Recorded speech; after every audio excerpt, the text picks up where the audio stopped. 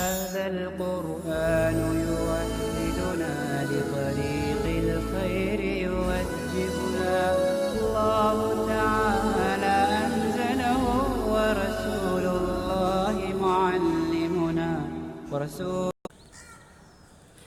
بسم اللہ الرحمن الرحیم۔ فصل در واجبات نماز۔ یہ فصل نماز کے واجبات کے بیان میں۔ واجبات یہ واجب کی جمع ہے، اور واجب یہ عربی زبان کا لفظ ہے۔ عربی زبان میں واجب کے معنی آتے ہیں ضروری کے، اور شریعت کے اصطلاح میں واجب کہتے ہیں کہ جس کا کرنا ضروری ہو، وہ چیزیں جن کا کرنا ضروری ہوں، اور آدمی اگر ان کو جان بوجھ کر چھوڑ دے تو اس سے نماز فاسد ہو جاتی ہے، نماز کا زیادہ ضروری ہوگا۔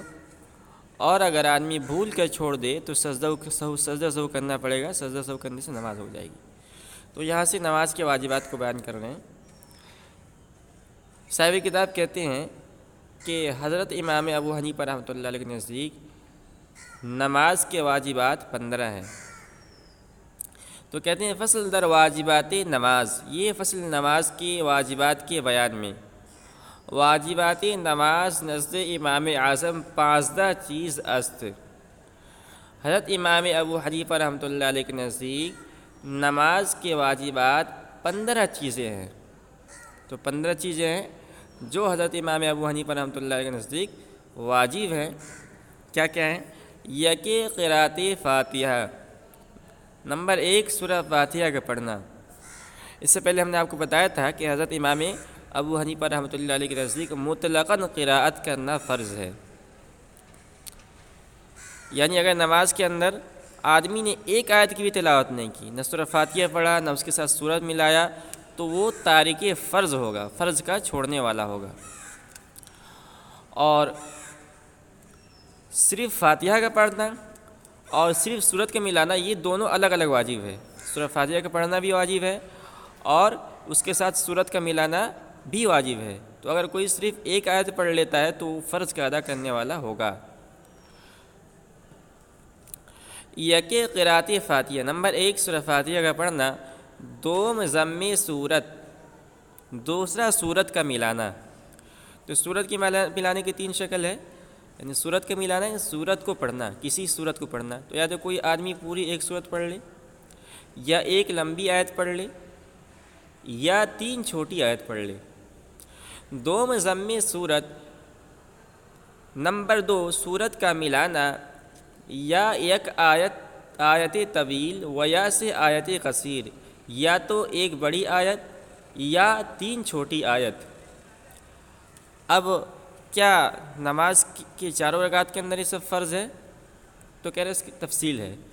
در ہر رکعت نفل و وتر، در ہر رکعت نفل و وتر، نفل اور وتر کی ہر رکعت میں۔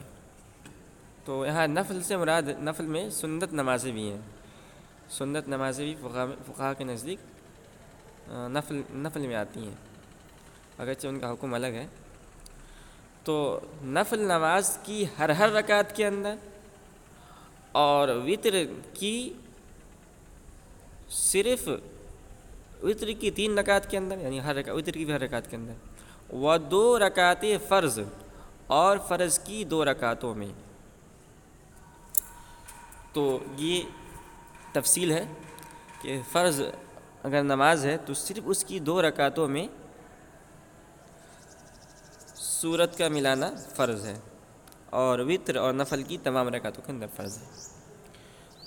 سوم تعین اولین برائے قرات، نمبر 3 قرات کے لیے پہلی 2 رکعتوں کی تعین۔ تعین اولین برائے قرات، نمبر 3 قرات کے لیے پہلی 2 رکعتوں کو متعین کرنا۔ کیا مطلب ہے اس کا؟ مطلب یہ ہے کہ آدمی نماز کے اندر جب قرات کرے گا تو وہ پہلی 2 رکعتوں کے اندر قرات کرے گا۔ فرض نماز ہے تو فرض نماز کی پہلی 2 رکعتوں کے اندر قرات کرنا یہ واجب ہے۔ اب مثلا کسی نے پہلی 2 رکعتوں کے اندر قرات نہیں کیا، آخر کی 2 رکعتوں کے اندر قرات کیا، تو وہ تارک واجب ہوگا، واجب کو چھوڑنے والا ہوگا، واجب کو ترک کرنے والا ہوگا۔ جان بوجھ کر اس نے ایسا کیا تو نماز نہیں ہوگی، نماز کا اعادہ ضروری ہوگا، اور اگر بھول کے کیا تو سجدہ سہو کرنا پڑے گا۔ چہارم رعایت ترتیب در سجود، نمبر 4 سجدوں میں ترتیب کی رعایت۔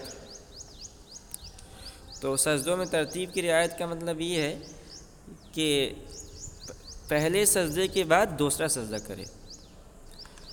اب اگر اس سے پہلے ایک مسئلہ بیان کیا تھا نا کہ کسی نے پہلے سجدہ کیا، پھر سجدہ سے رکوع میں آ گیا، پھر دوبارہ سجدے کے اندر گیا تو ایک ہی رکعت شمار ہوگی، اس طرح کا مسئلہ آیا تھا۔ تو اگر کسی نے ایسا کیا کہ پہلے ایک سجدہ کیا اور اس کے بعد پھر کھڑا ہو گیا یا پھر رکوع میں چلا گیا، پھر دوسرا سجدہ کیا، تو اگر جان بوجھ کر ایسا کیا تو مطلب وہ تارک واجب ہوگا، واجب کو ترک کرنے والا ہوگا، سجدوں کے اندر اس نے ترتیب کی رعایت نہیں کی۔ اگر جان بوجھ کر ایسا کیا تو نماز کی اعادہ ضروری ہوگا، بھول کر کیا ہے تو سجدہ سہو سے نماز ہو جائے گی۔ چہارم رعایت ترتیب در سجود، نمبر 4 سجدوں میں ترتیب کی رعایت۔ و پنجم قرار گرفتن در ارکان، نمبر 5 رکنوں میں اطمینان پکڑنا، یعنی ہر رکن کو اطمینان سے کرنا، جس کو کہتے ہیں تعدیل ارکان۔ تو تعدیل ارکان کا مطلب ہے کہ ہر رکن کو سکون کے ساتھ کیا جائے، ایسا نہیں کہ جیسے کوا ٹھوپ مارتا ہے زمین پر اس طرح آدمی فوراً رکوع میں جائے، فوراً رکوع سے اٹھ جائے، فوراً سجدے میں جائے، سجدے میں اٹھ جائے، ایسا نہیں۔ رکوع قیام میں آدمی اچھے سے کھڑا ہو بالکل پرسکون، رکوع میں جائے سکون کے ساتھ جائے، رکوع میں رہے، پھر رکوع سے سکون کے ساتھ اٹھے، تھوڑی دیر کھڑا رہے جس کو قومہ کہتے ہیں، پھر سکون کے ساتھ سجدے میں جائے، سجدہ سکون سے کرے۔ تو ہر رکن کو اطمینان سے کرنا یہ بھی واجب ہے۔ اسی لیے حضرت خلاد بن رافع کی حدیث ہے نا کہ ایک صحابی حضور پاک صلی اللہ علیہ وسلم مسجد کے اندر تھے، ایک صحابی آئے اور جلدی جلدی نماز پڑھی اور نماز پڑھ کے جانے لگے۔ حضور پاک صلی اللہ علیہ وسلم نے ان کو بلایا اور کہا ارجع فصلی فإنک لا تصلی، جاؤ نماز پھر سے پڑھو، تم نے نماز نہیں پڑھی۔ حالانکہ انہوں نے نماز پڑھی تھی، تو انہوں نے نماز تو پڑھی تھی، رکن ہر رکن کو ادا کیا تھا، لیکن تعدیل ارکان نہیں کیا تھا۔ یہی دلیل ہے امام ابو حنیفہ رحمۃ اللہ علیہ کی کہ تعدیل ارکان یہ واجب ہے۔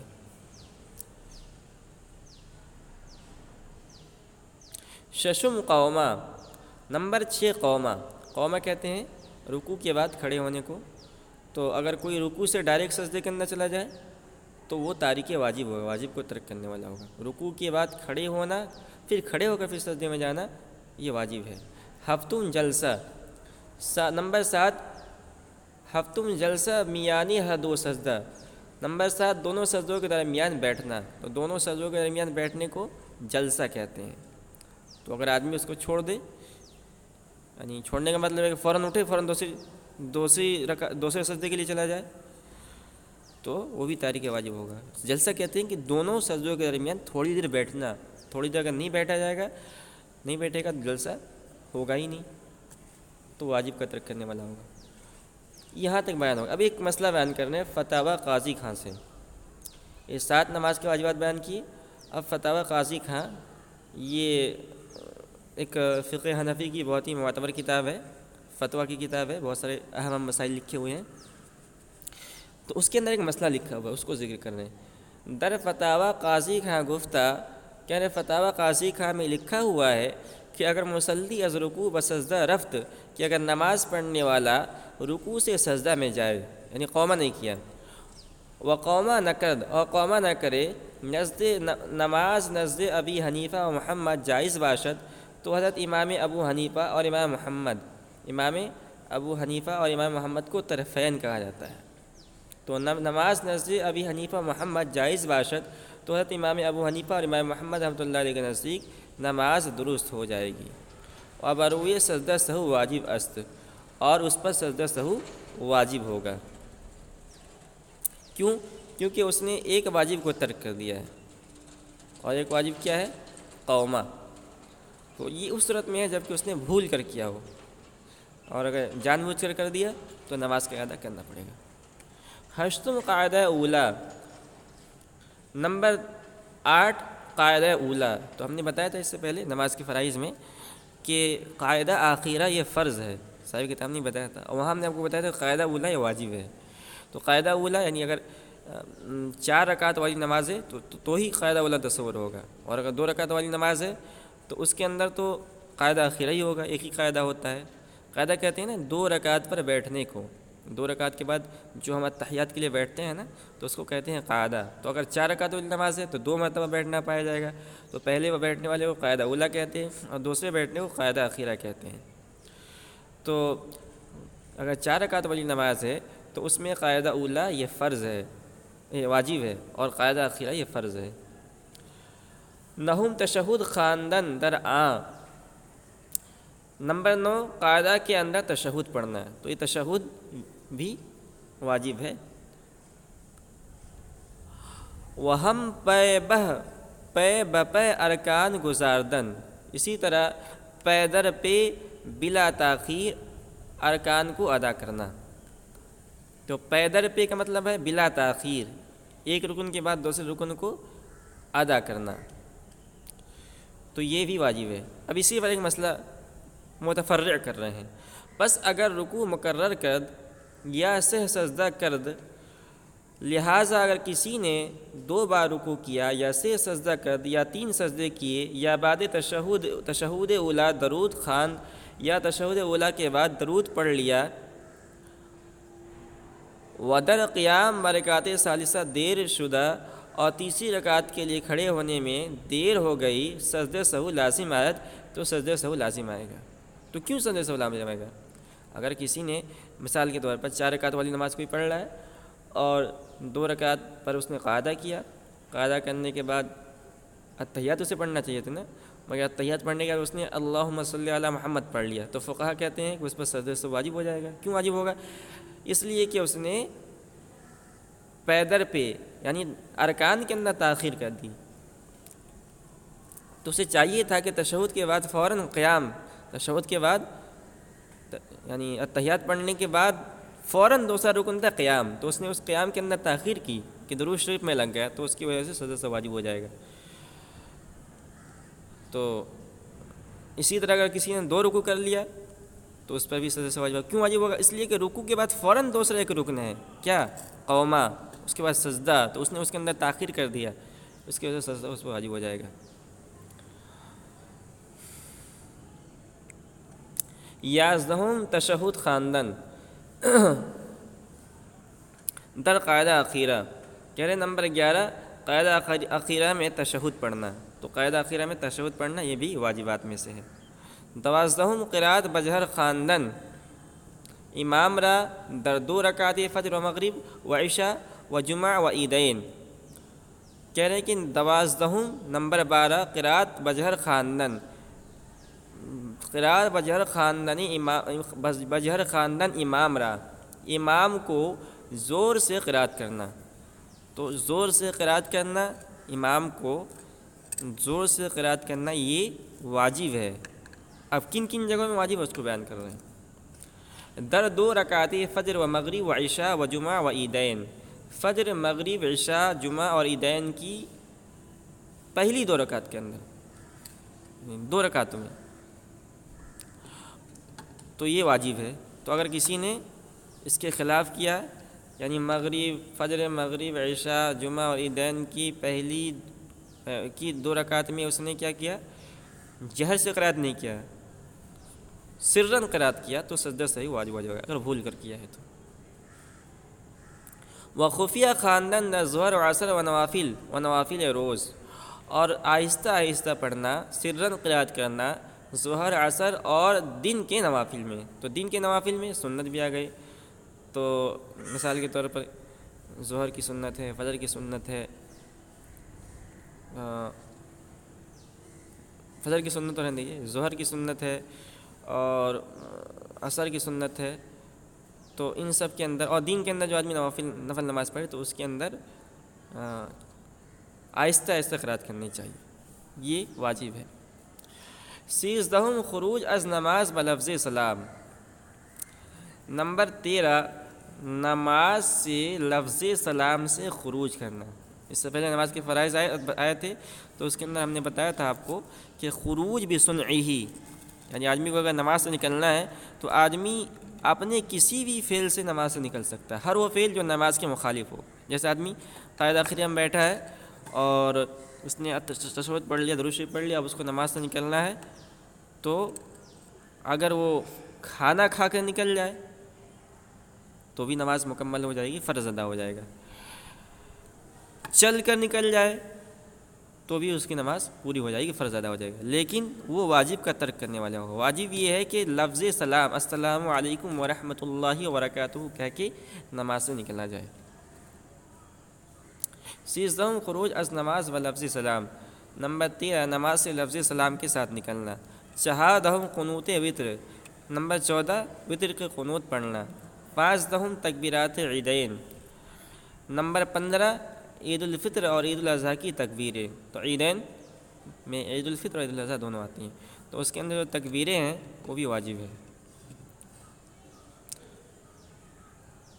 یہاں یہ نماز کے واجبات جو 15 تھے وہ مکمل ہو گئے.